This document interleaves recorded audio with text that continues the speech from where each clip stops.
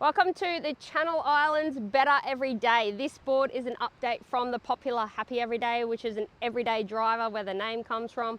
And this is, I would say, a better update. So let's go into the facts and features. I'll talk about the two boards.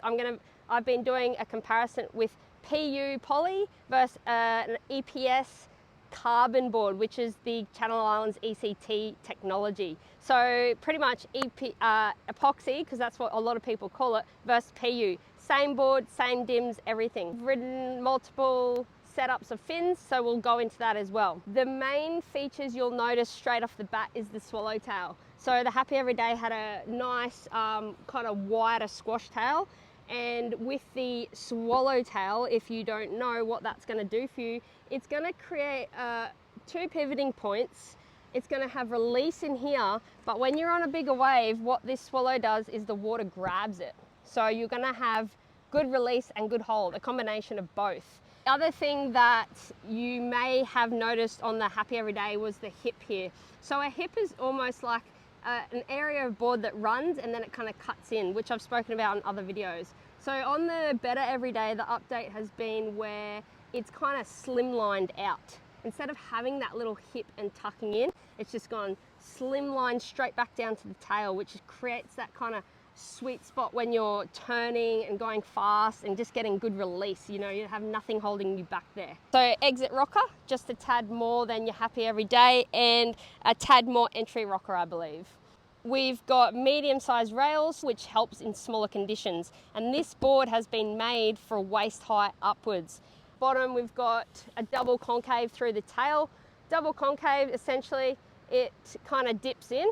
So you'll dip in here, come up and dip in again. What a double concave does is it helps release through really fast through the tail. It's kind of giving you extra speed, but it also helps go rail-rail surfing. So, you know, bottom turn, top turn, quick changes. That's what a double concave does. And then it runs into a single. 5 fin setup, and Britt Merrick, like I said, he recommends going as a quad, which he made a quad specifically for this board. It's a CI set with a upright front quad fin and a raked back little trailer. Pairing that with the swallowtail, which gives release and hold, you've got now fin set that has release and hold. So front fins allow that quick release, and the raked back fins have that hold during turns. I would say run your everyday literage maybe a litre or two more. I think I could suit my everyday literage and the next size up. It would be interesting to try that.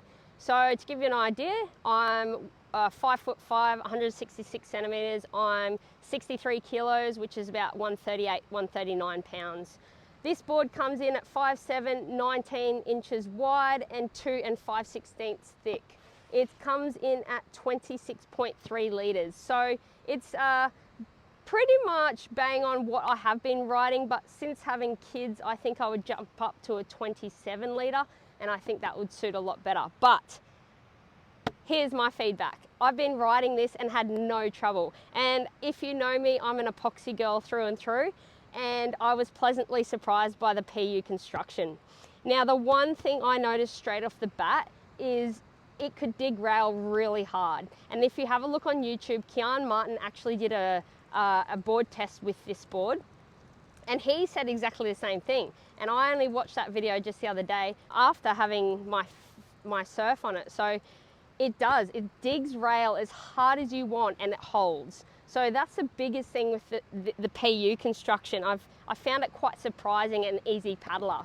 I ran this as a 2+1, a thruster and a quad. My go-to so far has been probably just your everyday thruster. Now, I will say I won't choose one over the other. I would say the fins need to be chosen according to the conditions you're riding them in. I rode the 2+1 in a POINTBREAK, which was quite consistent, same takeoff zone, right-hander, my natural forehand.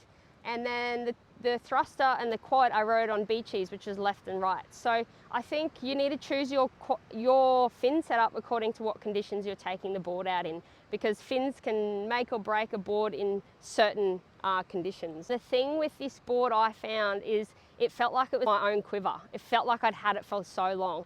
So I had no issues with it. So I think when you find a board that you can't really fault, that's a board that you know is going to work for you. This board is suited for those intermediate surfers to advanced. Keep it in mind as your one quiver board.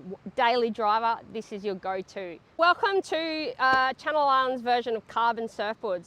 The carbon surfboards from Channel Islands, you can get EPS core or you can get a PU core. So you can tailor the carbon boards to your liking. Essentially, it is epoxy resin mixed with the carbon powder. So if you're going to go PU blank, it'd become a PE board. If you went EPS and epoxy, as everyone calls it, an epoxy board. So with this board, don't be fooled, we've got the Happy Everyday logo on here, but this board actually was shaped as a Better Everyday before the Better Everyday actually came out.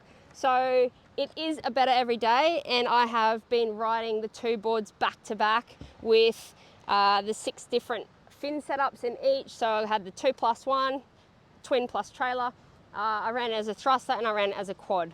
So let me get into how these two compared, riding each of them in various conditions. What I've done for this review is compared the exact same board, same dim. Now, how did it go? This, like I said before, it just felt like it was from my own quiver.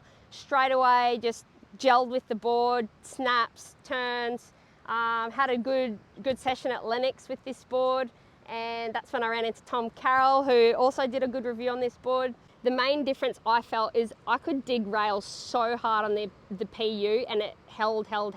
If EPS, you can dig rail, but it's more of like a floatier, lively feeling. So you can get up and go, and has like extra speed and liveliness to it. It's kind of hard to explain until you guys do it yourself and compare the PU to EPS.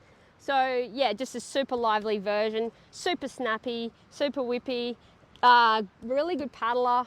Actually quite surprised at how many waves I was catching considering the outline. It's a performance board, but it's an everyday groveler as well. So yeah, easy to get into waves. I felt like I wouldn't choose one construction over the other. Choose a construction per condition. So if I was going to be doing really hard dig rail, big carving turns, I'd choose PU. And if I wanted to do a groveler session, just do quick snaps and muck around, I'd choose the EPS. If you guys aren't sure on what to choose, I would say pick according to your style of surfing. So if you're a heavy footer surfer, stick with the PU. If you dig rail hard and you're a really hard surfer when you go to do your turns, stick with PU.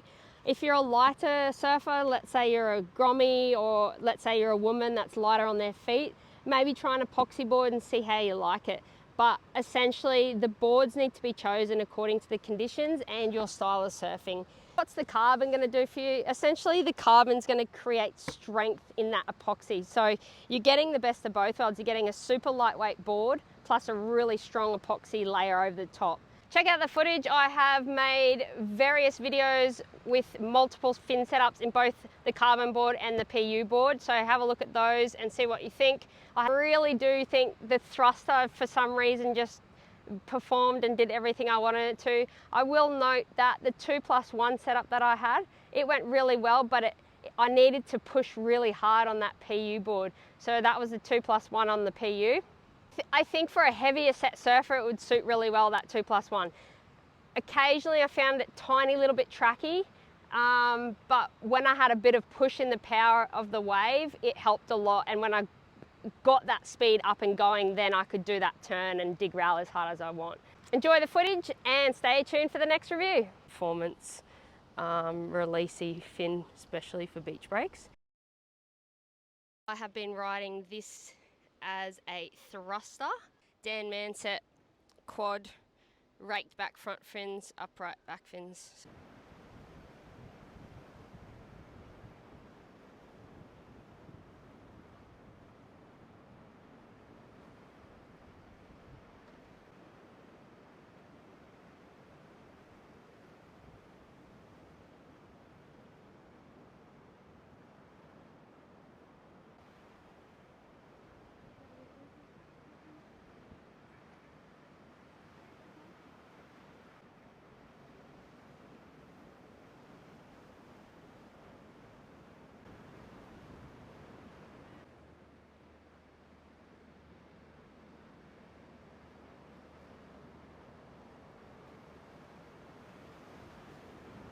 his Surf's Up Kate is out.